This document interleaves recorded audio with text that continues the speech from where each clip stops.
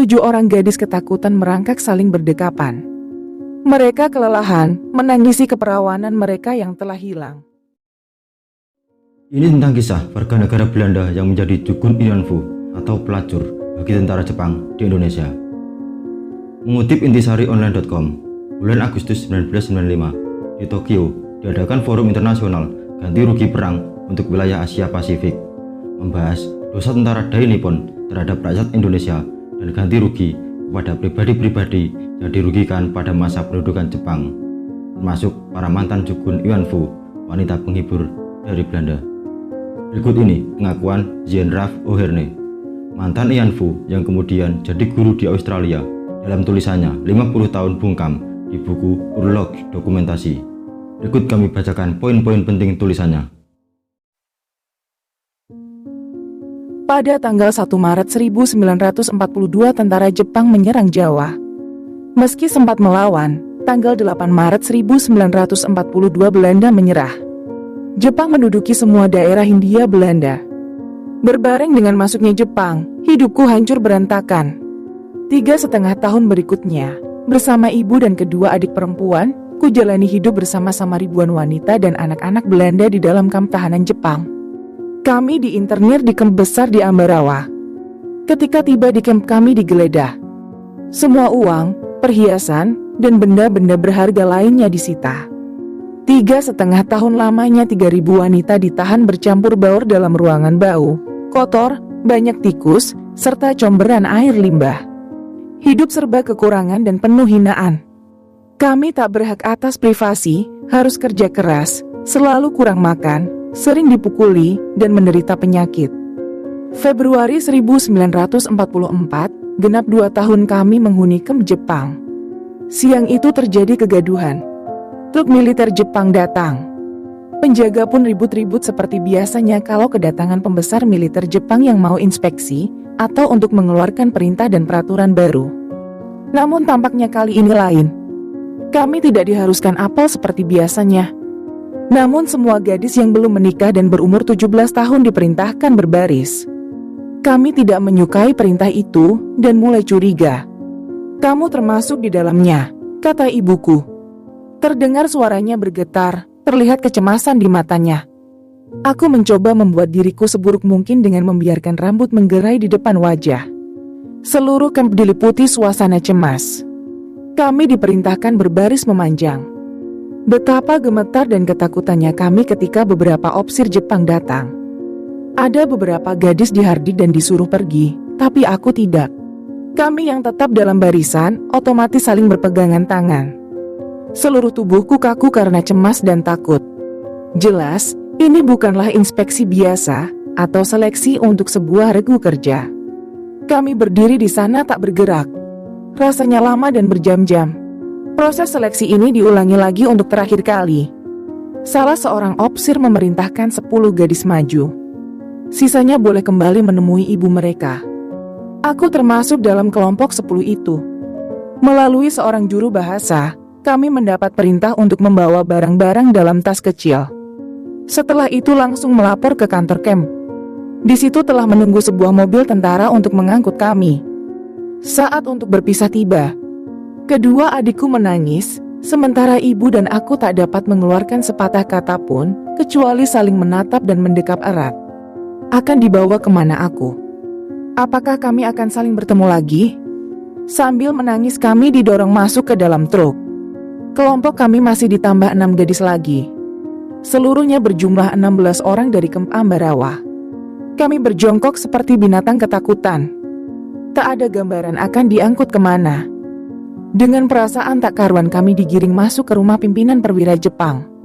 Aku mulai curiga. Tiap gadis memperoleh kamar tidur masing-masing yang telah ditentukan.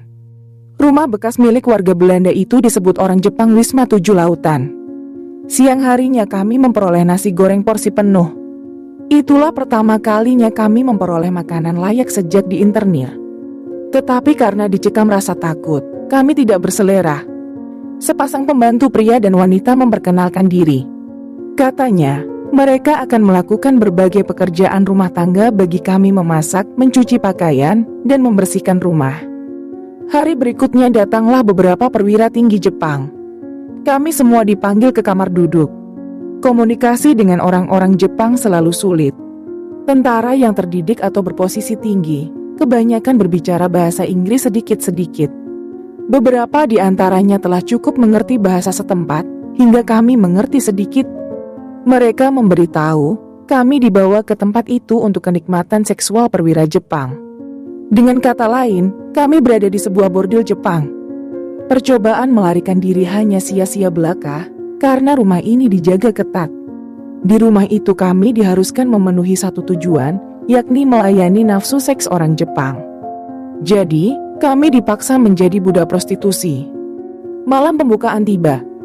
Kami semua sangat takut.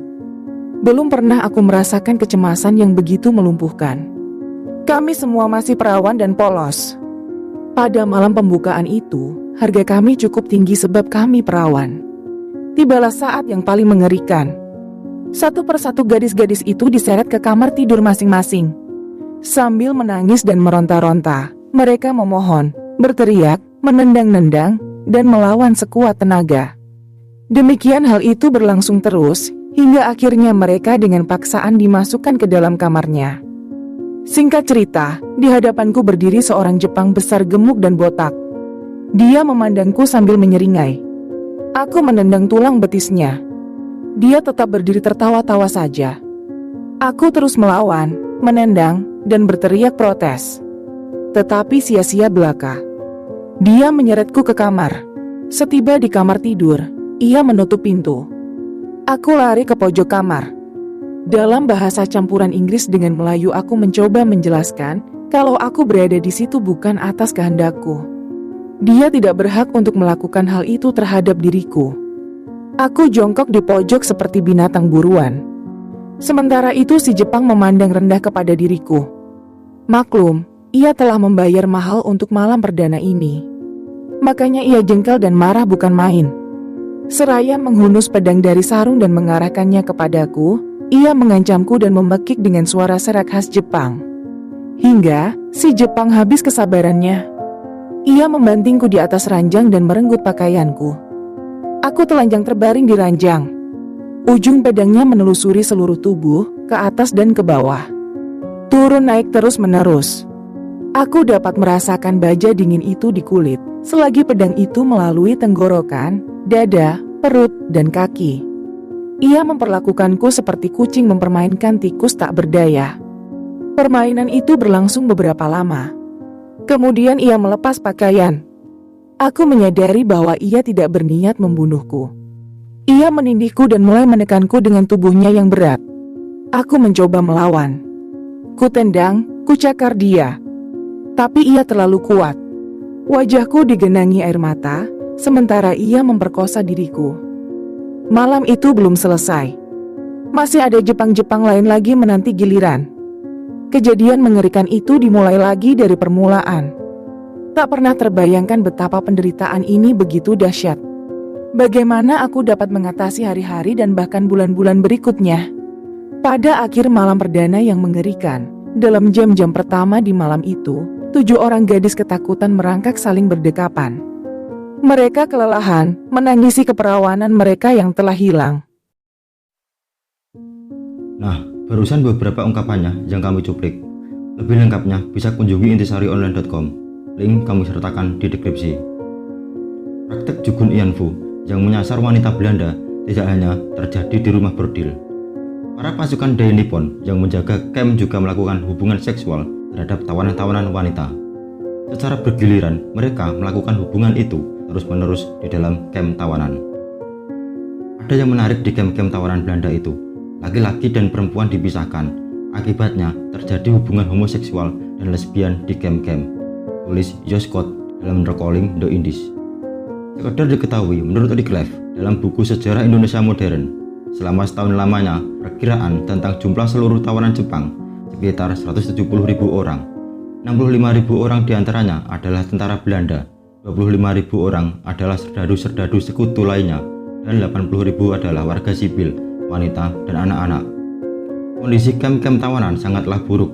Kurang lebih 20% tawanan militer Belanda, 13% warga sipil wanita, dan 10% anak-anak meninggal dunia. Hal ini menandakan bahwa Jepang benar-benar tak pandang bulu soal penyingkiran dan menghapus pengaruh dari Barat. Nah, demikian video kali ini. Maaf bagi yang salah kamar. Terima kasih dan sampai jumpa kembali di video lainnya.